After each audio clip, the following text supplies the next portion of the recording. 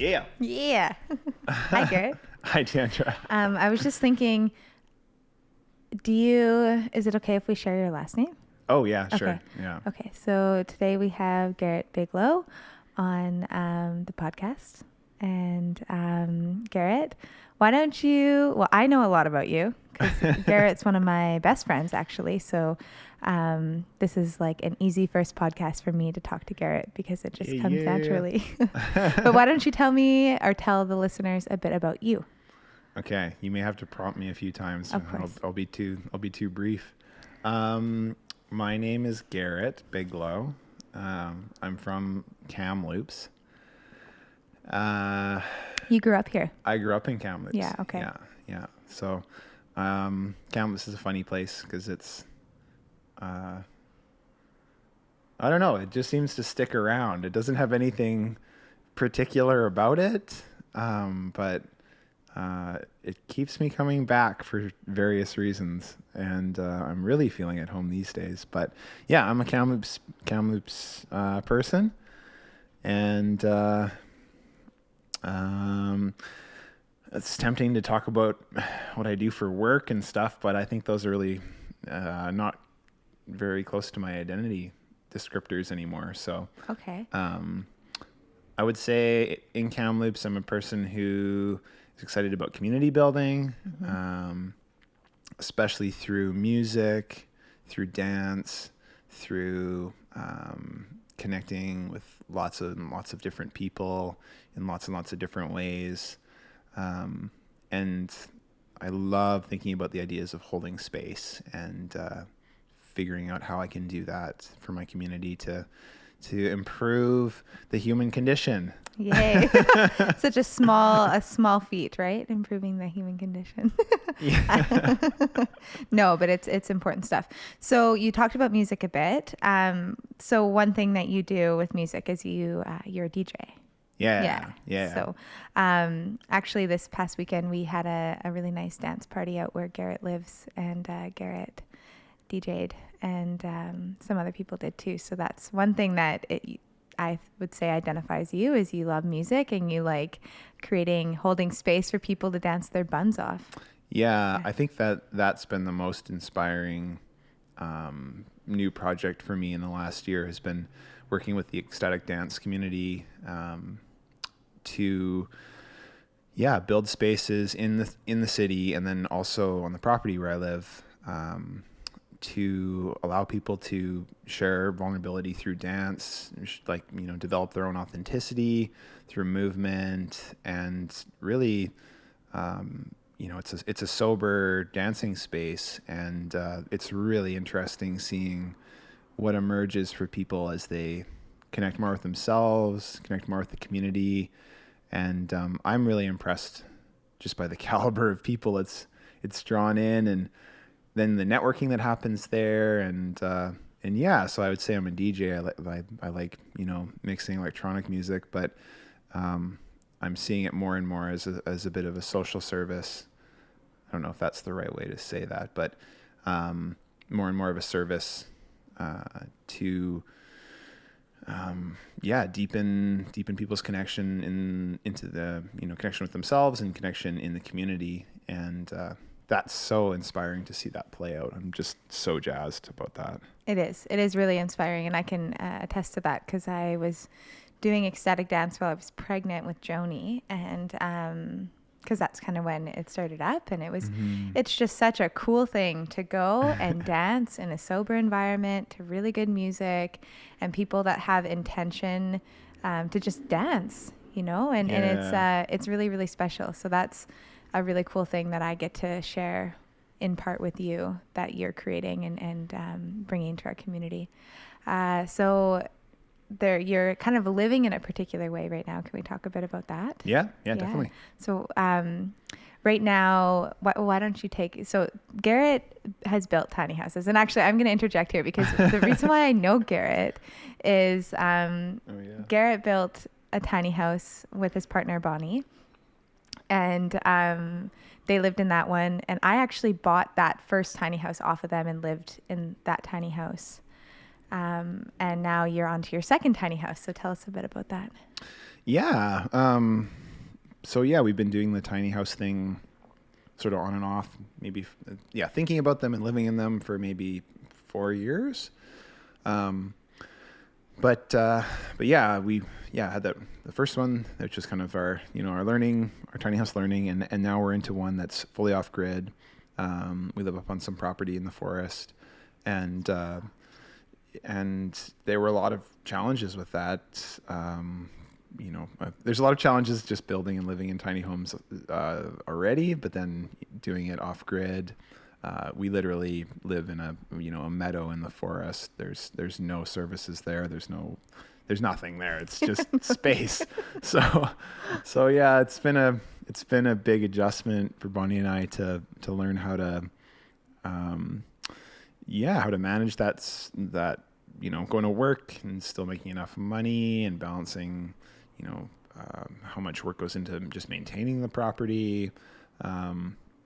It's really it's really 2 full-time jobs. It's there's the job of going to town, doing a regular job. Bonnie works so hard, and making all the money. She wins all the bread. She is our breadwinner, and then there's the other full-time job of deepening and making the space more comfortable. Working up there, splitting firewood, hauling water, filling propane,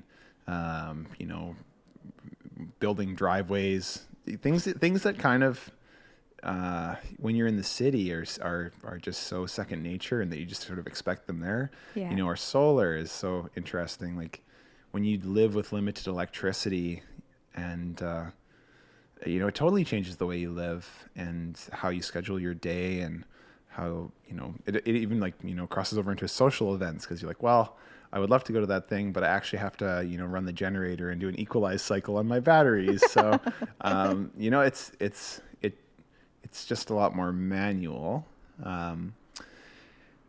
So we're deciding we wanted to try it as a way of it was sort of a low barrier of getting into living in the forest, and seeing if we did like a rural life. Versus, buying land, building a house, and, getting another mortgage going. And this let us kind of test the waters in a lower cost way, was our thinking. So. Well, that's really cool. And so you're talking about managing the electricity, and you're also hauling water right now. Yeah. So these are definitely things that I think we take for granted throughout the day, like warm water that just pours out of the tap, and flicking the switch and turning it on, and just having watched you guys make this transition. And even when we're up there, it's a very different way of living.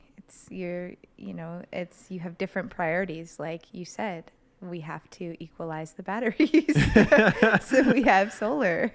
Yeah. And it's not even a thing that it's not like, oh, like we can just go tonight without lights. It's like, no. If we don't have electricity, that means the fans kick out, and the fans are what blow warm air into the battery compartment, which keep the batteries from freezing in the deep of winter.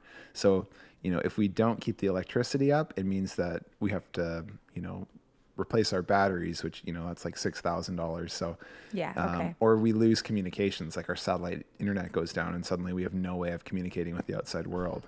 So it's like, you have to keep their mandatory, like their mandatory systems to keep up. Yeah. And so that's why it becomes 2 full-time jobs. And we're working towards a few more creature comforts. Grid electricity would just be the most amazing, and not even very much, just like we need like 10 amps. Most houses in the city are 200 amp services. We need 10. It would be a dream. Luxury, like straight luxury. I could run a toaster. That would be so nice. That'd to have be next an electric toaster. Like, oh. Oh man, the things we really do take for granted just living in the city, and I mean, in our world, these things are so in certain places are so readily available, like where we are right now in Kamloops in the city. You can just like run the toaster all day long if you wanted to. Mm-hmm. Oh yeah. Yeah. Yeah. It's funny. It's just always there. You could like heat your house with a toaster. Yeah. A whole array of toasters. Yeah. Well, that's really cool. Sorry. Oh yeah. I think though, the thing that keeps me, that has really, kept me like working on this project and really like feeling like it's, because it initially felt like we're up there and, we're two people living on this 160 acre chunk that backs on a crown land. Like it's in the bush. It's just us in the forest. And it felt kind of indulgent to be just two people in this space.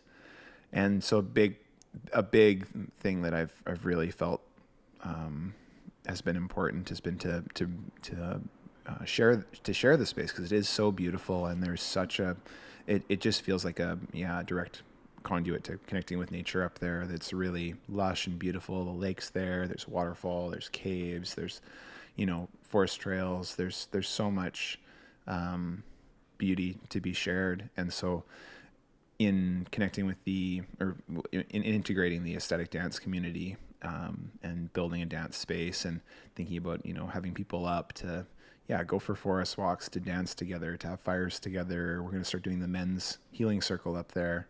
There's so much that I think that that space can offer the city of Kamloops. Yeah.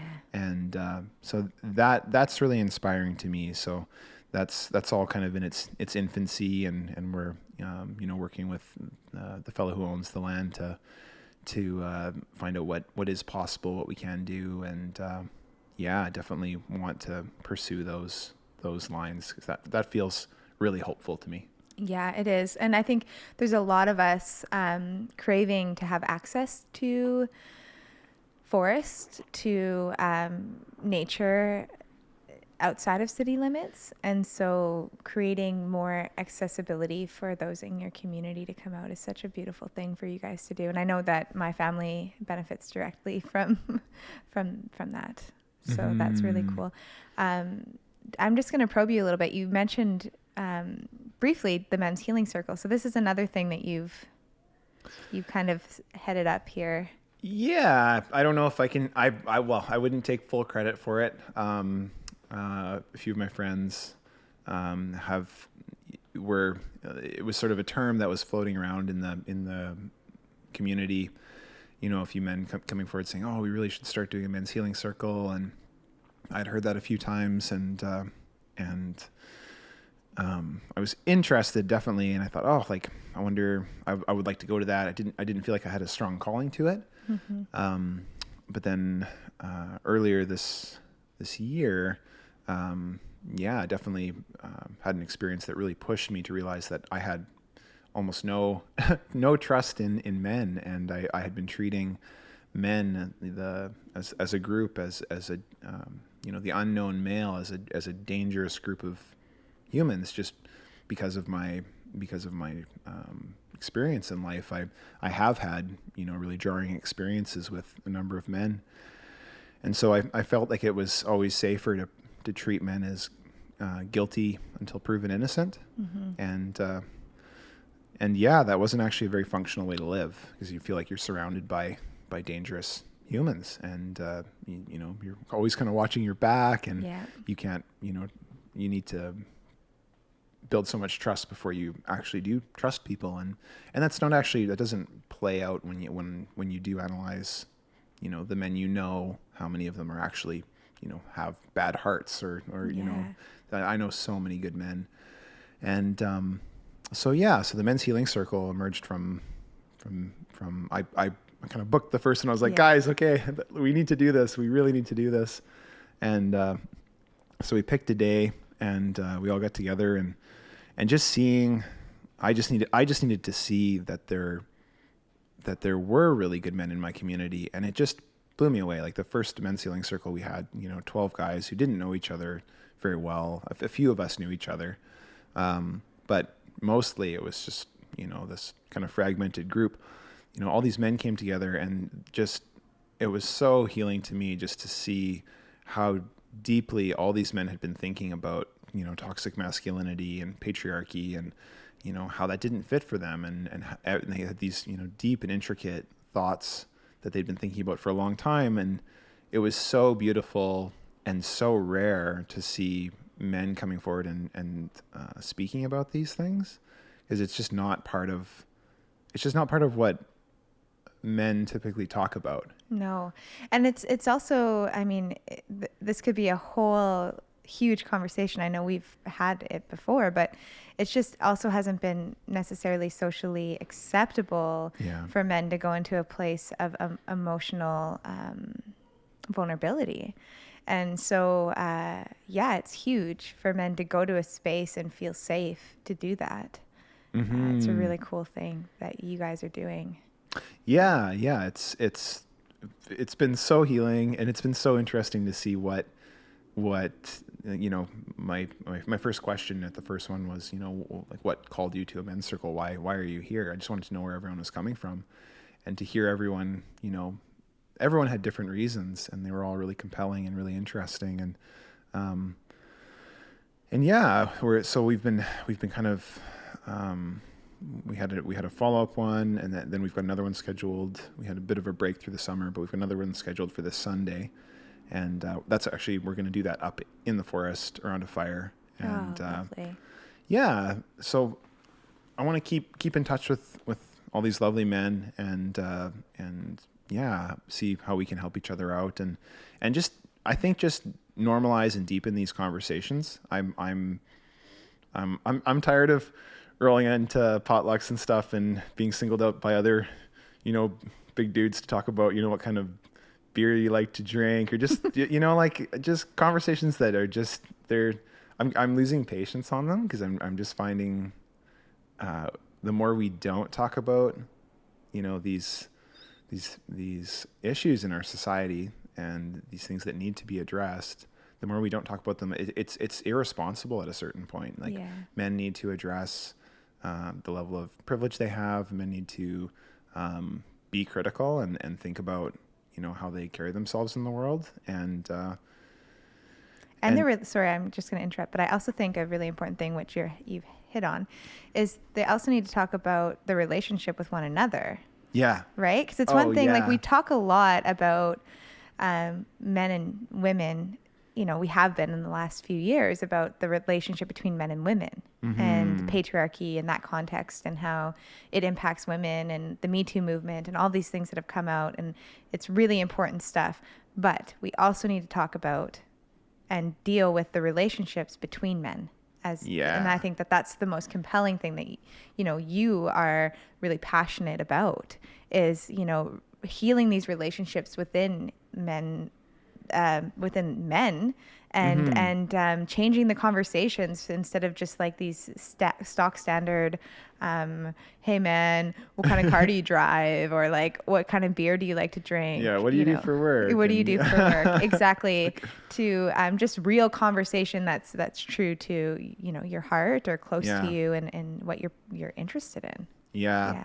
And I think the interesting thing is, I think there's actually a deep appetite, within circles of men to share with each other. And because it's just been so interesting how much people have to say, and how gripped everyone is in these conversations from all different walks of life. And I think I don't know, I'm wondering, I think for most men, the, standard framework that we impose on, the big extroverted, strong, loud male, like that's a true man. I feel like for most men that doesn't fit, or parts of it don't fit, or, they're just being pushed into a framework just sucks. That's one version of masculinity. Yeah. Yeah. And there's so many expressions of it. And the other thing that men are just starved for is, like, it's so beautiful to see, and we see this a lot in the ecstatic dance community, like contact dance between two men, or like, men like having an extended hug with each other, or like men like just like, giving each other like a shoulder rub or something like that. Like, it's not like a sexual tension thing. It's just like humans being in contact with humans. Like, we're physical creatures, and to see men comfortable in that. And that's where I think it's really interesting to see men so starved of physical contact with other men in just like a human to human kind of way. And that I find just beautiful and healing. And I think that's important to see that in our communities and in public spaces. So we're not treating all the other men around us like adversaries or threats, or, you know, we're all jockeying for position or some mess like that. Like, it's a really radical thing though, Garet, like what you're talking about. I know that even thinking about that for some people, it would be uncomfortable thinking about like one man giving another man a shoulder rub and it being totally non-sexual, right? But see, this is the evolved masculine. This is like, you know, men get all uncomfortable thinking about that. And I'm like, come on, you're being lazy and you're being weak is what you're being. Like that's when you're not like, a strong man steps into those spaces and is like comfortable to be affectionate. Be affectionate, to express himself and not be worried about his status. Like, you know, when you have all the internal strength and self-love to keep yourself topped up, you're not worrying about like, oh, what this person thinks of me and what, you know, I need to hold up this mask with this person. It's like, no, you're just being real. And like, and that's true strength. And when I see that, and it's funny, I know some men in Kamloops who really embody that, and they are so magnetic. And I don't think, I think a lot of people can't identify why that is, but they are really pulled in by these people. And I think that's the mechanism, is that they're living in true authenticity. Their confidence just, you know, like emits from them. And it's because they're not taking stuff like that on. They're not going, oh, like, you know, I'll look stronger and tougher if I don't give this guy a hug right now. It's like, no, like they're like, I need a hug. Like, that's what I need. I'm like I want to have a hug with this person, you know, like that's where the true strength is. And I think that's where there's a lot of confusion. I think it's the true strength is in the ability to be vulnerable. Yeah. So is it okay if I move on a little bit? Yeah. Not a little bit, but we could talk about that for hours. Yeah. I feel like really we could continue because there's so much more in this subject. Yeah, and I mean, love that subject. And the thing is, it's an extremely important subject. And I think, I've been really lucky personally to have so many secure men around me in my community right now. I have a lot of really secure men that are okay, like giving each other hugs and you know, I've been afforded the opportunity as a woman to have so many awesome male friends, and how that has healed my relationship with men is, so we could talk about this forever, but I'm gonna jump us a little bit ahead. So we'll learn a little bit more about Garet as we go along, but that gives you a bit of an idea of what he's contributing to our community and even some of his passions. But I'm gonna jump into more of your story, and I'm wondering, Garet, if you could share what you might think was or what you would identify as a really defining moment in your life. Yeah, I think I reflect on this all the time, and I really think it has shaped a lot of my adult life. Was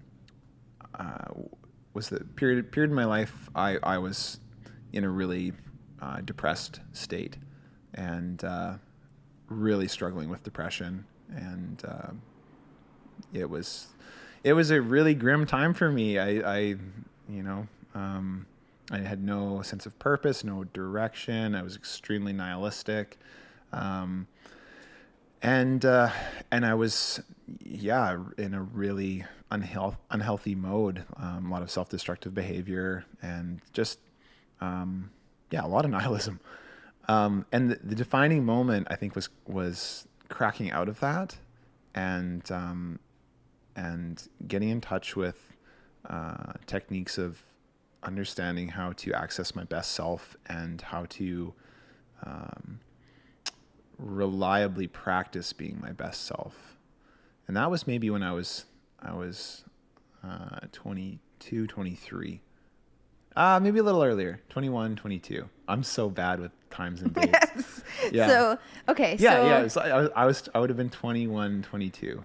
and so you were in a period of feeling really depressed, unmotivated, just nihilist. You said nihilistic twice. So you were, so nihilistic is when you just like, there's no hope, or can you explain what you mean by nihilistic? just that, I grew up in a secular household. So for me, like a larger project or a larger purpose in the world, just didn't feel like it existed.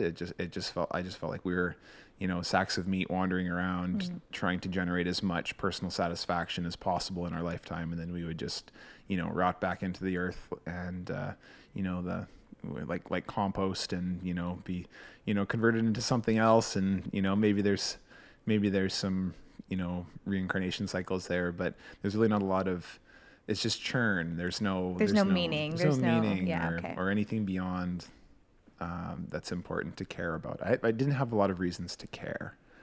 Was there other like things going on in your environment, do you think, at that point that were causing that state for you? Yeah. It's interesting to reflect on. I mean, my whole lifestyle at that point was not set up for success. Okay. I was living, in my parents' basement. I spent no time there. I was always, at various parties, getting as drunk as I possibly could. Yes. Okay. And just doing a lot of numbing, my work was, I was working in a call center, I didn't have good access to my friend circle at the time. So I would go snowboarding a lot because I was like, oh, that's a good activity for me. But my schedules never lined up with my friends, so I was always alone. Yeah. And it was just there weren't a lot of. I didn't have much for community. There's a lot of ways I can look back on it and go like, oh, Garet, that was a bad setting for you. Right. And oftentimes we find that when we're in a certain, not always, but often when we're in a certain state of mind, it's our environment plays a big part in that, right? But it can be very difficult when we're in it to realize how these things are contributing to our state. And I think it's a negative snowball too, because it's one of those ones where, you're feeling low. So, you don't end up reaching out and being like, oh, maybe I should go join this ping pong club or something. Like you're like, nah, like things are terrible. I'm going to get, I don't know. Yeah. Okay. So anything, like the ping pong club, but just and this is something I felt distinctly when I was depressed, was that the hardest thing was to self-motivate, to push yourself to do anything more. It was much easier just to continue numbing yourself, or just be numb. So I just felt like the world was pretty flat and gray, so simple stuff was so hard to commit to and do. I remember, getting invited to a party where I didn't know very many people. It was a total no-go. It was just like, oh gosh, I'll have to be extroverted and all these, doomsday scenarios would play out, and I'd be like, oh, it's way easier just to, I'll just play some Halo and get really drunk and that'll be all right. I know that's safe at least. Yeah, it's what you probably knew at the time. It was comfortable. Yeah.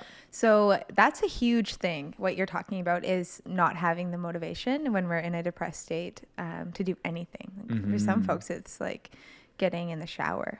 It's like the most difficult thing, or getting out of bed for the day. So do you have a recollection of what the breaking point was, or do you remember how you got out of that? Because that's not an easy thing to get out of. Yeah. So there was a sequence of events that I didn't author that just by dumb luck kind of happened, that got me out of it.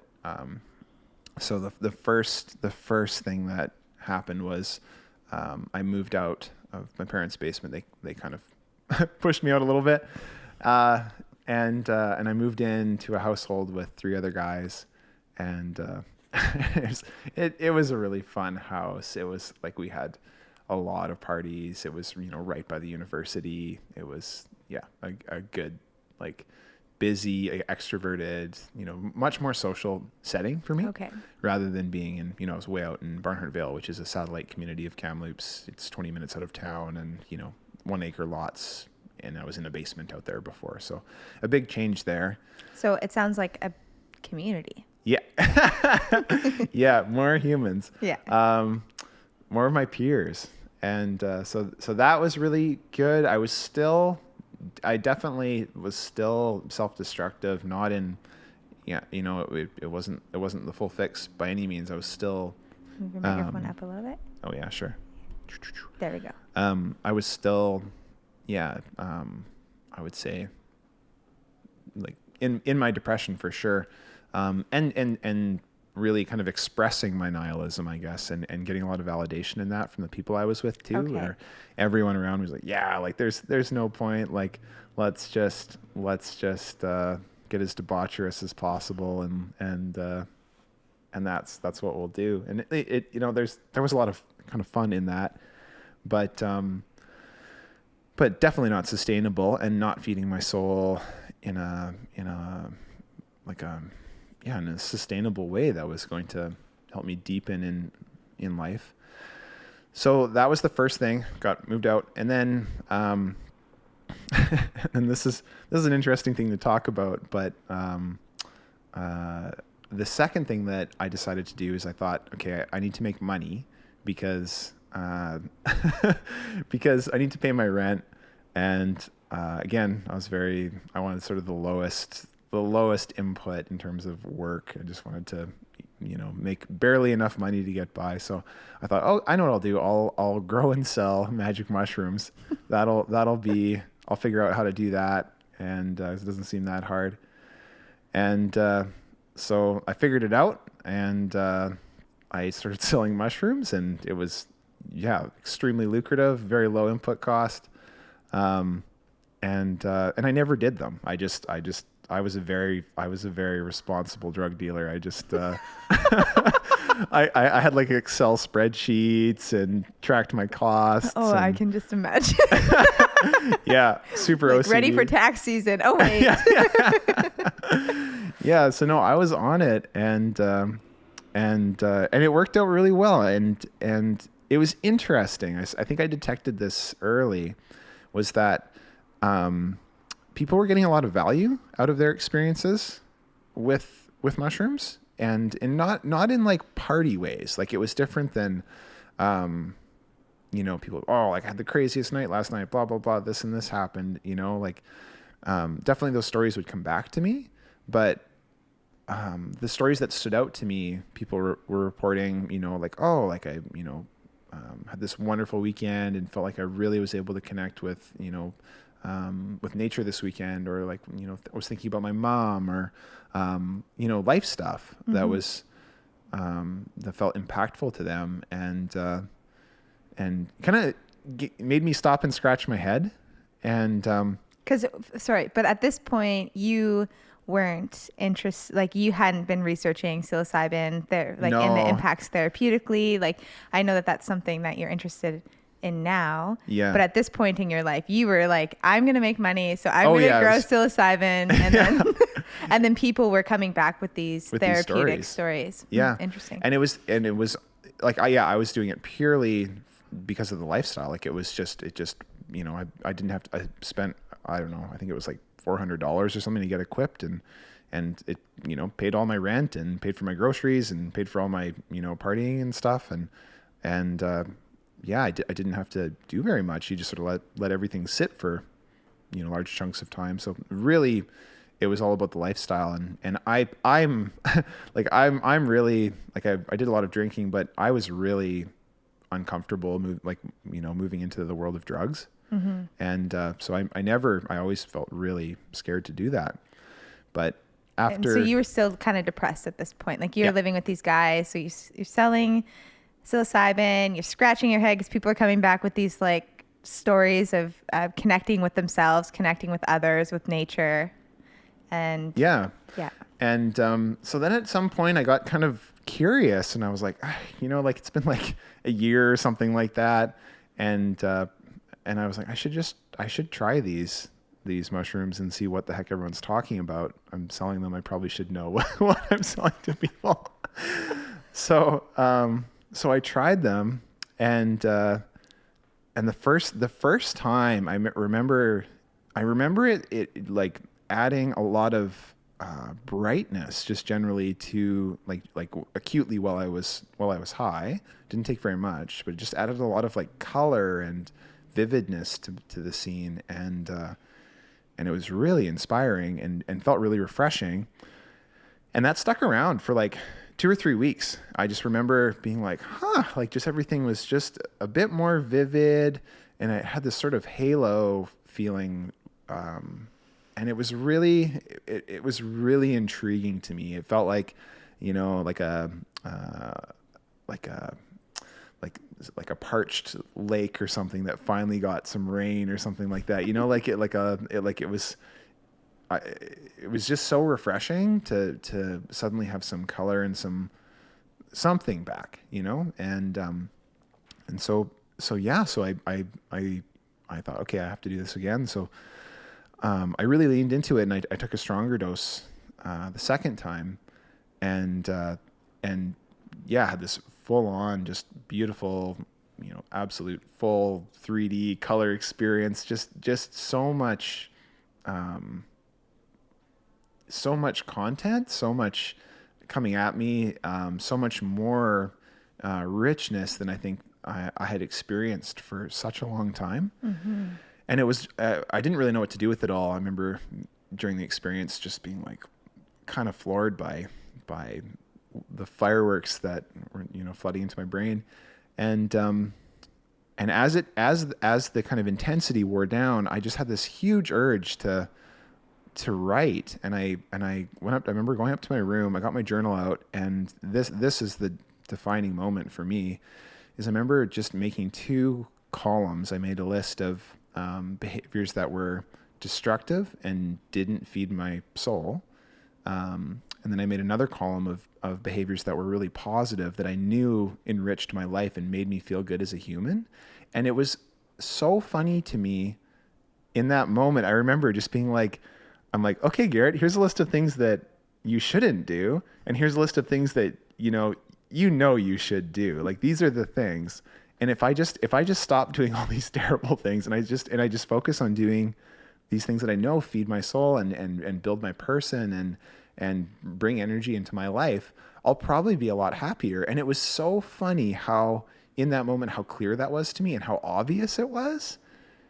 And that was so useful to me. That moved right over into my sober life. And I just started doing those things. And on that list was stuff like spending time with my family, deeper conversations with my friends, physical exercise, time in nature, these things that I knew deep within me, when I am my best self, I know those are the things that make me tick. And it was obvious in that moment. And I just shifted, and I broke right out of that depression and got off all my SSRIs. And you were on SSRIs at that point as well. Oh yeah. Yeah. Okay. But yeah, it was just purely wow. life choices that became obvious through that experience. So Garet, it's interesting because you have a language now, and this has changed over the last few years as you've continued to evolve and grow as a human. And so things like feeding myself and these are not ways that you would necessarily have spoken even when I met you. So I'm wondering, or I'm suspecting that at that point you wouldn't have naturally been the person to sit down and write columns and been like, things that feed me, things that don't. So this wasn't like you hadn't been to counseling at that point had been given these activities or anything. This was totally spontaneous, 100%. Came from your use of psilocybin. And then, wow, that's very interesting. Yeah. So I always say to people, and I always say to people, recalling the story that I accidentally broke my own depression, because it was purely an accident. There was nothing, I did not. Or was it? Yeah, maybe there was some cosmic plan or something. No, I think that's the that's what I find so intriguing. That's now, like, for so long I've been puzzling over that experience, because it wasn't something I didn't know any counselors. Like you say, I had none of that language.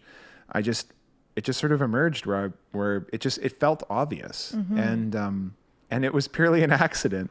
And since then I've just been,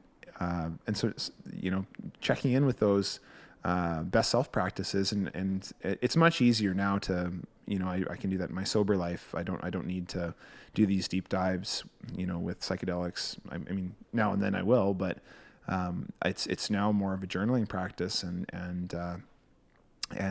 that's the power of it. Is I in that moment, those practices moved over into my sober life, and I just took those things on full on. I remember because it was right around Christmas. I remember going home and being like, I'm really going to show up for Christmas this year. Like, I'm going to be there. I'm going to help my mom with, like, every meal. I'm going to, like, do all the stuff around the house. I'm really going to, like, contribute, and we're going to have, like, a good Christmas. And it was so funny. I remember it feeling so funny at the time, because my mom remarked to me, she was like, Garet, like, you just seem so lifted up and changed, and like you're just inspired these days. And I remember thinking in my head, I'm like, oh my God, Mom, if you only knew, like, I just did a bunch of mushrooms. That's so great. And I've since told her this story, and we've talked about it, and I'm actually, I used to feel a lot of shame around this, because, it's like, oh my God, these, this experience with these illegal drugs, and this whole, all this sort of, it's post Reagan administration, so the hangover, all the, all drugs are drugs. I've got my shame is gone around it, because I know I know too many people who've gotten too much value out of it, and now there's books written about this. Like, this is an experience that is not just mine. This is and things are shifting culturally around psilocybin. And so psilocybin is the technical name for magic mushrooms, or shrooms. Is that right? Or it's the psychoactive component of magic mushrooms. Thank you. Yes, the psychoactive component. And things are shifting, and there's been some research done that talks about its therapeutic uses, and it's the book How to Change Your Mind by Michael Pollan is a great read if you're interested. It's dives into the history. Yeah. So it's a bit intense, I would say. It's crazy. That book, totally. I love that book so much, because Michael Pollan he's already, before he even wrote that book, he was my favorite writer. And then I just found out he was writing a book about psychedelics and their therapeutic uses. And I got so excited. And then reading the book was a complete validation, through his immersive journaling of my own experience. And so to have someone as reputable as Michael Pollan validate my personal, my personal truth, that was it just blew my mind. I've been like recommending that book and it's so cool, because that book actually bridges the gap. It's what I've handed to my parents to be like, yo, this is what happened to me. This is my mental health story, and to be able to present them with this really concise, approachable document that Michael Pollan was the same way. He was totally green in the world of psychedelics. Totally. And so he approaches it the way someone of that generation would approach that, that inquiry. And so it's very accessible for, the generation where, the war on drugs generation. And, so if you're listening right now and you're thinking like, ooh, shrooms or psilocybin, and you're having your own personal reaction to this story, I would really encourage you to just, you can look up the book, but you can also just go on the internet and look up psilocybin therapeutic uses, psilocybin for depression. It's huge. It's huge. Things are shifting. I wouldn't be surprised if they will be legal at some point here in Canada. I know there's places down in the States that are legalizing Oh yeah, it's all very much moving through the like with some other compounds, they're weeks away of descheduling. I know MDMA is coming right off the like the federal government in the States is pushing that their phase 3 trials through the FDA, and they're 2 weeks away. Oh, I think they're actually now it'll be like 1 week away from expanded access. So they'll be opening that up early because there is so much promise with MDMA counseling. Yeah. Another one that was scheduled during the Reagan era. And Crazy. so yeah, it's the thing I always say is it's like the baby with the bathwater. I think there was this major reaction to the tune in, drop out, the Timothy Leary, this big backlash because they needed all the soldiers for Vietnam, and they were all getting high, so yeah, they're all just loving each other, and they're like, no, shit. We need you guys to fight, be angry. and so yeah, big backlash, and a big overreach, and they just scheduled all sorts of stuff, and now, with such a mental health crisis and so much PTSD and so much, depression and anxiety and all these things that we don't have a lot of tools for, they're revisiting these compounds, and it is. I think it's one of these ones where like any other tool, we need to understand it. We need to understand its potential for abuse. We need to understand chemically what it does. We need to know how to use these things well, but through time, like these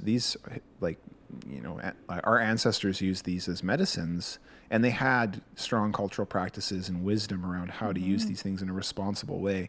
These weren't things that were at parties. No. That's where we've pushed them by scheduling them.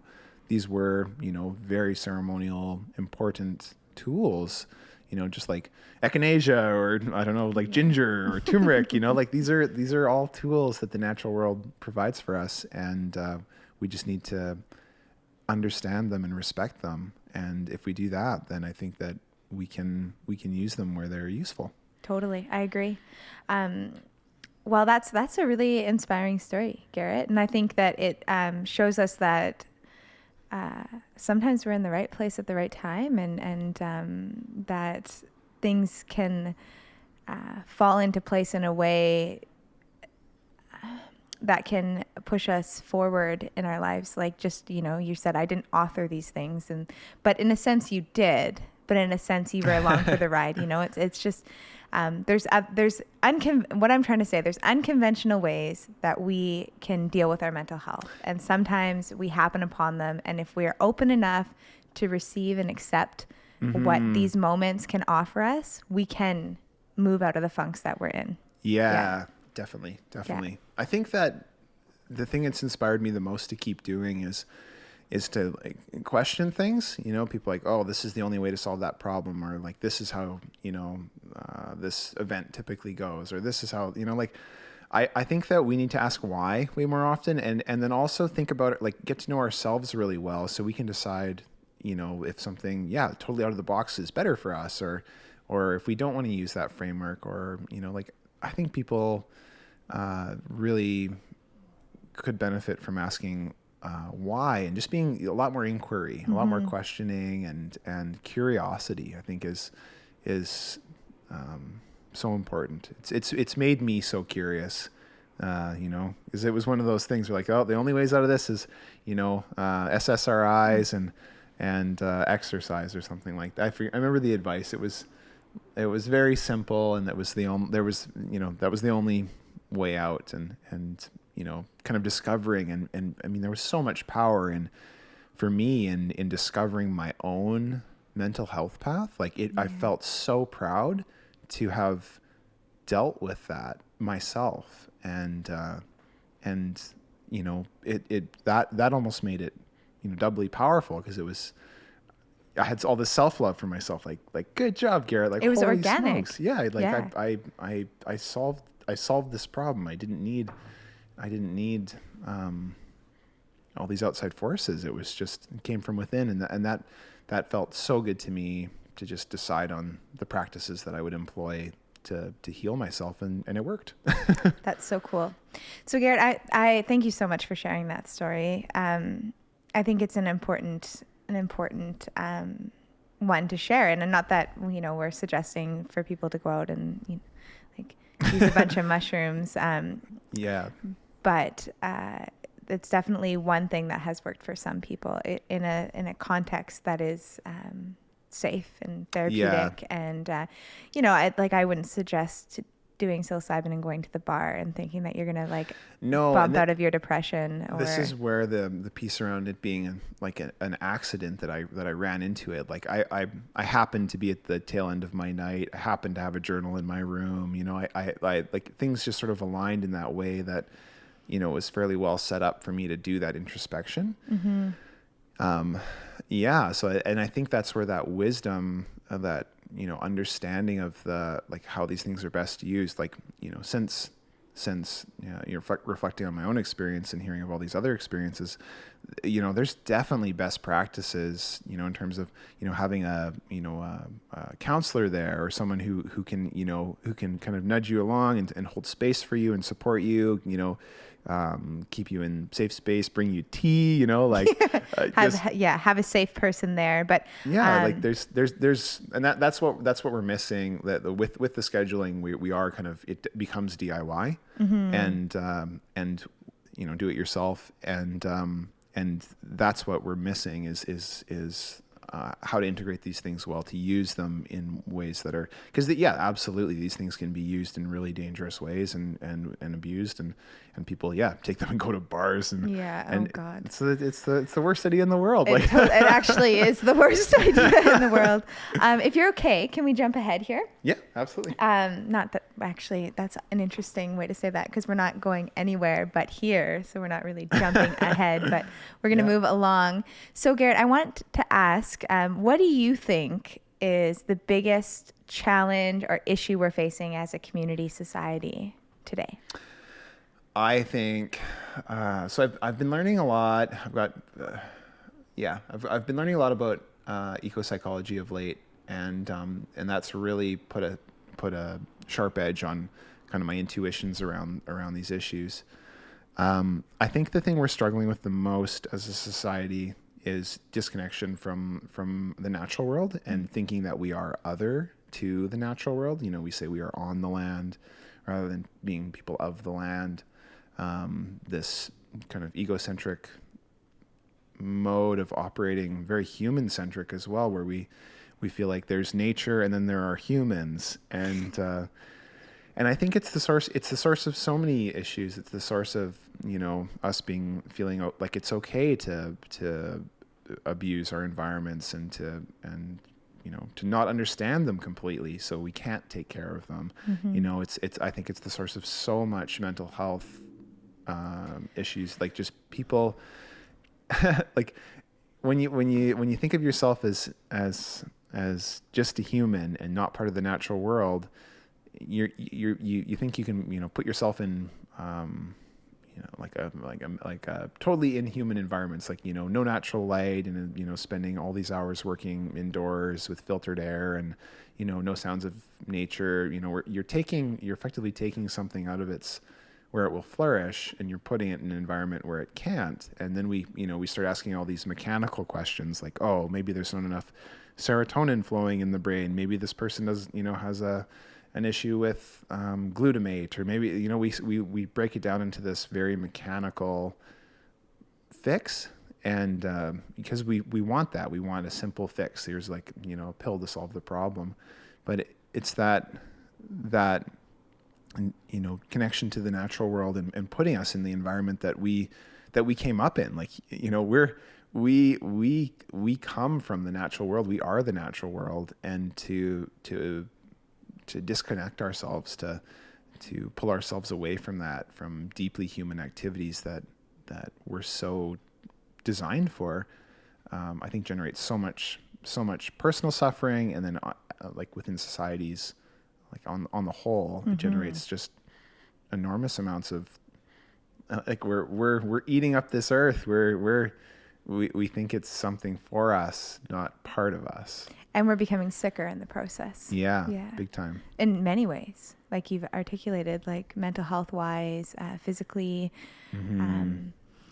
Yeah, I would agree with you on this wholeheartedly. I think the other thing too is that we're in such a space of busy making, like we're busy, we're doing all this stuff, and our nervous systems are so overstimulated. And one of the ways that we can balance our nervous system is just simply by getting out in nature. It's like it happens so quickly. And so if it happens so quickly for us, like that is a clue. Maybe, just maybe we need to be doing this more often. And like if that doesn't make any sense to you, what I just said, just think about what happens when you get outside into some sort of treed area and you're walking or you're sitting. Like what happens to your body? What happens inside? And what I can guarantee is your breath changes, your mood shifts, your temperature probably shifts. Like there's so much that happens when we just simply get outside. Yeah. I always think of it like a seed. Like, if you take a seed and you put it, on some dry sand and it's dimly lit, the seed might do its best. It'll try to germinate. It'll get root bound. It'll, do a medium job. But then you take that same seed, like the exact same seed, and you put it, in a nice, moist, like highly enriched chunk of soil, with good sunlight, good airflow.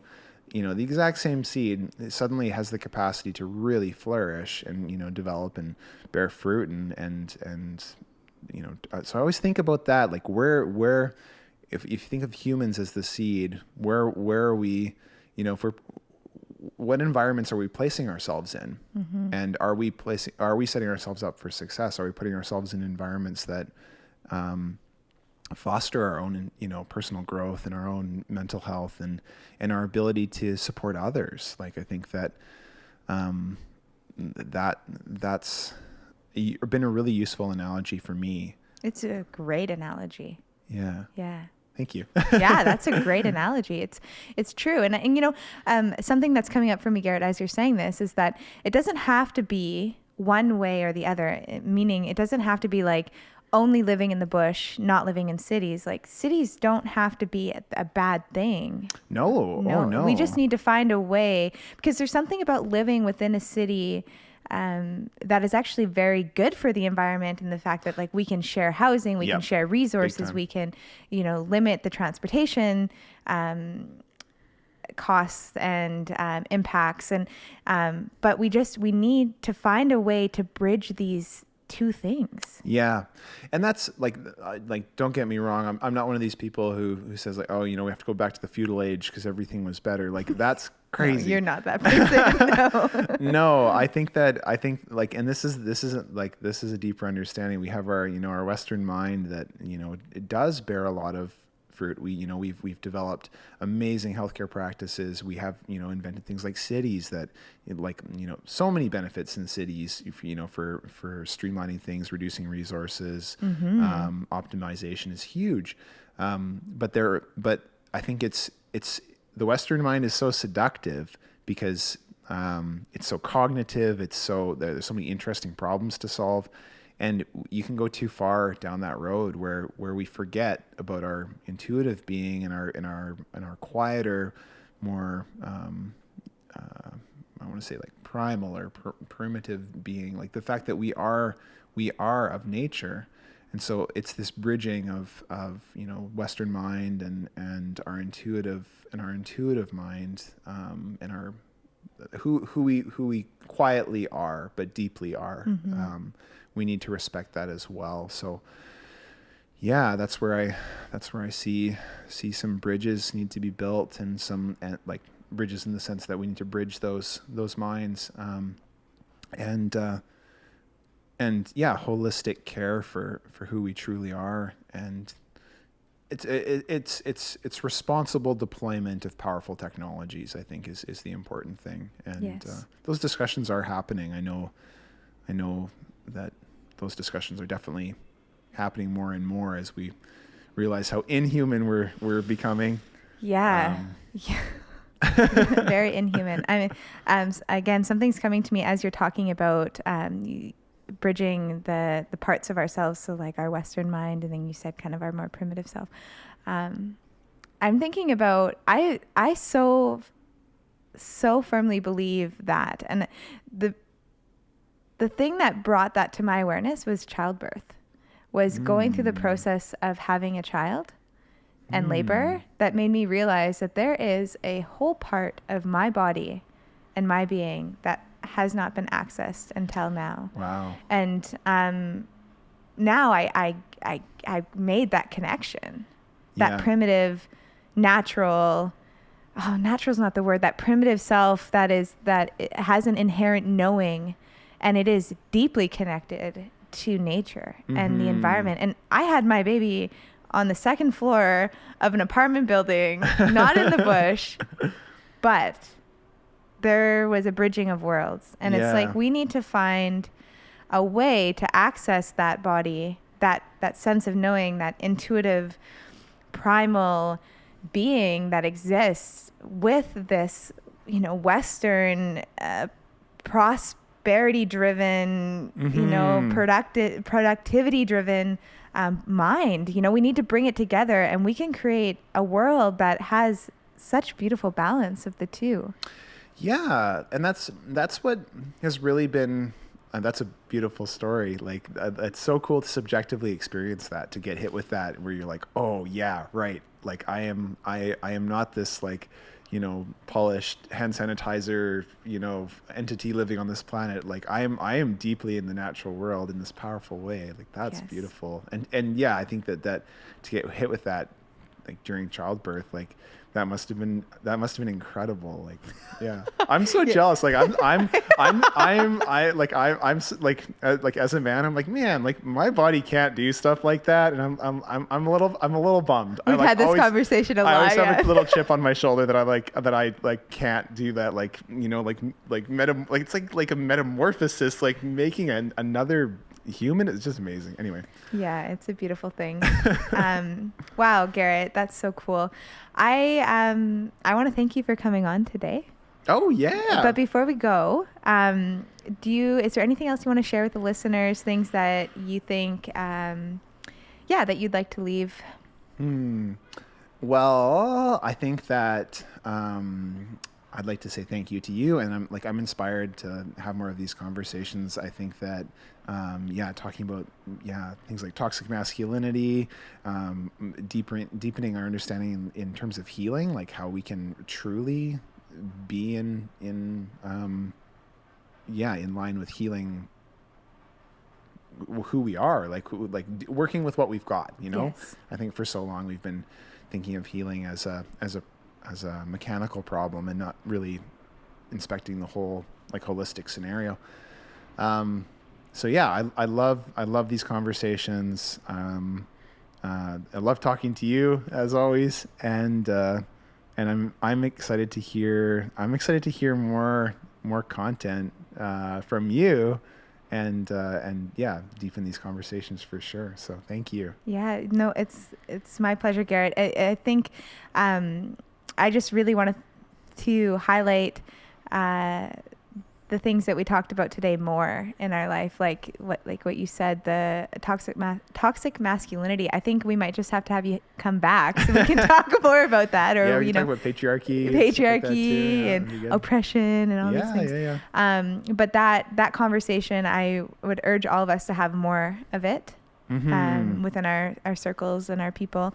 And, this is what's sitting with me today is this conversation about toxic masculinity, relationships within circles of men, and our ability to heal and access parts of ourselves to heal, that it's not an outside job, it's an inside job. Yeah. And I think our conversation, that our conversation has really highlighted that today, the things that you've shared. So, and then lastly, the thing that I'm leaving really thinking about and pondering is this bridging ourselves in the natural world as well as in the world that we have created. So there's nothing wrong with creating as humans. It's that we need to find a way to create with respect and integrate into the world that we are part of. Yeah. Beautiful. Yeah. Thanks, Garret. Thank Yay. you. High five. Good job. Man, that was so fun. Yeah.